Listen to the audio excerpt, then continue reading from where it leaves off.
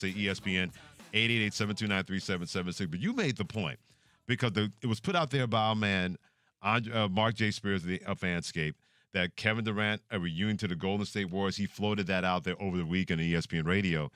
And you and I had a conversation yesterday, Jay Will, that the minute you heard that, and I could see it in your eyes right now, and I felt it in your voice, I didn't even see it in your face yesterday, that you said, man, Freddie, this is not a good idea. As a fan of Kevin Durant's unicorn ability on the basketball court, I don't want to see it. I don't want to see it because of how other people will then define his legacy by that, right? Now, going there the first time, I wouldn't have recommended it, but in his reasoning, it was because of basketball. I actually understood that from a basketball IQ perspective because the way Golden State plays with how you can, their continuity in which they play off with Steph and with Klay and Draymond is really a beautiful thing. It's the way basketball should be played, right? So I get that. You go there, you win 2 world championships, you get 2 finals MVPs. But Freddie, you go to Brooklyn, it blows up the way it's blowing up now currently. Kyrie Irving is trying to get to L.A. to play with LeBron James, but he was just playing with you because of a deal. So even though we know the nuances of that didn't work out deal-wise, Right. it still just looks bad, right? He's leaving Kevin Durant to go back to LeBron James. Right. So it makes you question that and who was leading and who was taking charge of that relationship. Sure. Even though this may not be true, that's where you start going with it, right? And then on top of that, the Golden State Warriors just won a damn championship.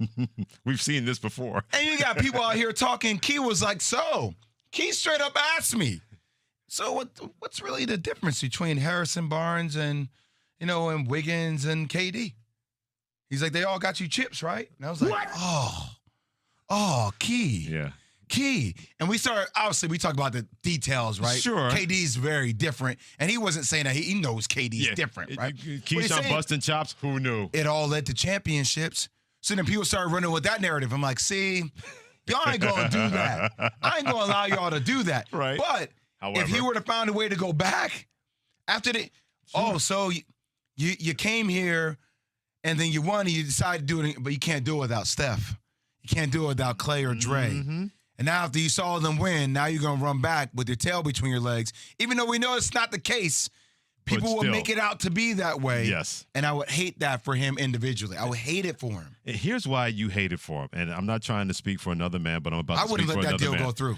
Well, the deal, I believe it's not going to happen anyway. I'm like, I'll stay here in Brooklyn. I'm not going back. But we'll put it this way. If you decide to do something like that, then you really give credence to what people have been saying about you, that you want to be a follower and you don't want to be a leader. So from that standpoint, I'm with you. I wouldn't want to see that for Kevin Durant. But something that you just said really struck me funny about this whole thing, why you don't want to see it. And here's why. Because you care a lot more for Kevin Durant's legacy as much as he does. The difference is when you're speaking out for him, he strikes back at people without receipts. And there are plenty of times that people say, see, that's why. That's why we say those things about you. And that's not to say that being thin-skinned is a problem. Hey, I don't walk in Kevin Durant's shoes. I don't know how he's supposed to feel. He can only determine that. But I know people kept clapping back at me that way, especially guys that I respected, that I grew up watching, wanting to be a basketball player. Yeah, it's going to hurt me to my soul. Say, why you keep criticizing me? But you can't keep giving people reasons. And you can't keep giving people enough evidence to say, this is why we say these things. So I understand, Jay, why you want that for Kevin Durant, because you dealt with it. You're sick and tired of people clapping at you when you're trying to do the right thing. To me, Kevin Durant tries to do the right thing.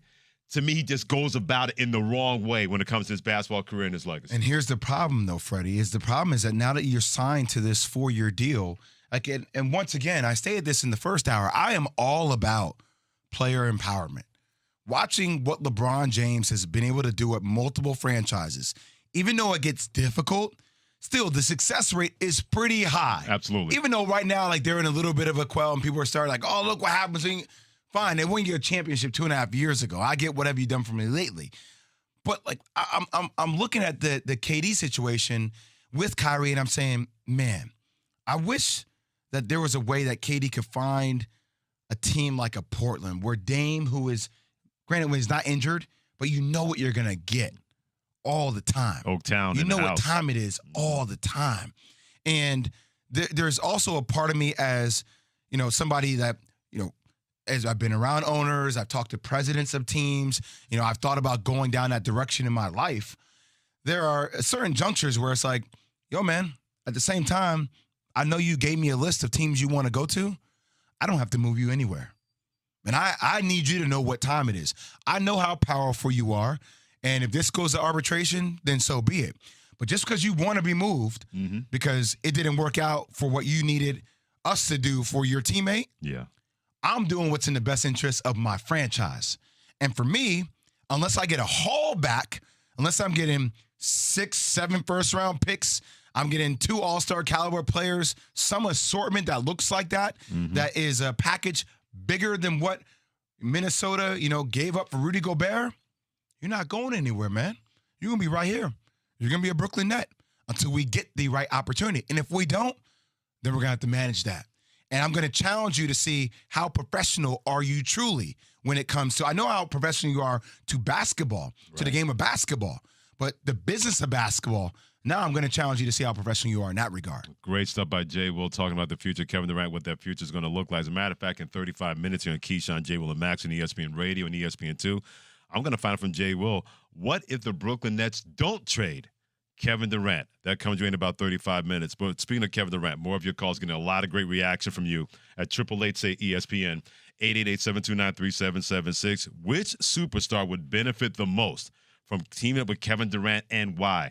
Don in California, which one is it? Hey, what's going on, guys? Appreciate What's up, Thanks Don? for taking my call. Absolutely. What's going on, Jay? What's going on, guys?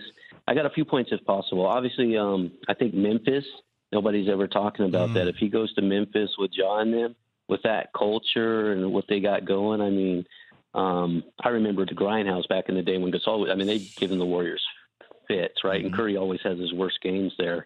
So I think that would be a good spot with him. I think KD's going to surprise us, right? I remember when he went to the Warriors, no one had a clue. I think he's very unpredictable, so I think his next spot, it's just going to surprise everybody. Vegas, just on that train of thought, the Suns. Vegas has them as the favorite now, so I don't know what that means, and Brooklyn's not even in the conversation. So I don't know what that means, but that's a possible spot too. But there's nothing Warriors are going back to back. I'm a diehard Warrior fan. I've been watching them forever. There's nothing he can really do. Curry, the Warriors are just going to keep some people from winning. Wait, Don, let me ask you a question. You're a Warriors fan. Would you want Kevin Durant back on the Warriors? No, you're right. No, I don't think so. I mean, you look at it like you said, but the legacy, the culture, the fans, we just won one. I don't think they need him back. They want him back. But yeah, I remember you don't remember back in the day, Jay, we go way back. I remember balling with you in San Ramon. I'm from California. 24-hour fitness, San Ramon, California, baby.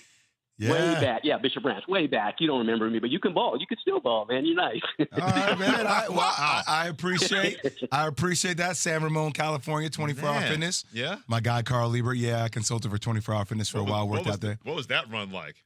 It was good runs. I bet what Don still remembers. Good runs. Yeah. Good runs out that way. But I agree with him kind of on the Golden State point, Freddie. Me too. That's what I'm saying. You just want a chip. And granted, some of your role pieces you no longer have now on your roster, but are you willing to give up a little bit of your culture? No. I'm not giving up Andrew Wiggins, seeing the way he defended. I'm not doing that to my core right now. They already gave up their culture the first time, and then he just completely turned his back on it for whatever reason when it comes to Kevin Durant. So why would you want to have a chance to have somebody to forgive them for that? No. If I'm Golden State, there's no way in God's earth I'm doing that. There's no way. Nothing against Kevin Durant. But we won before you, we won with you, and we won without you again. What do we got to prove to you?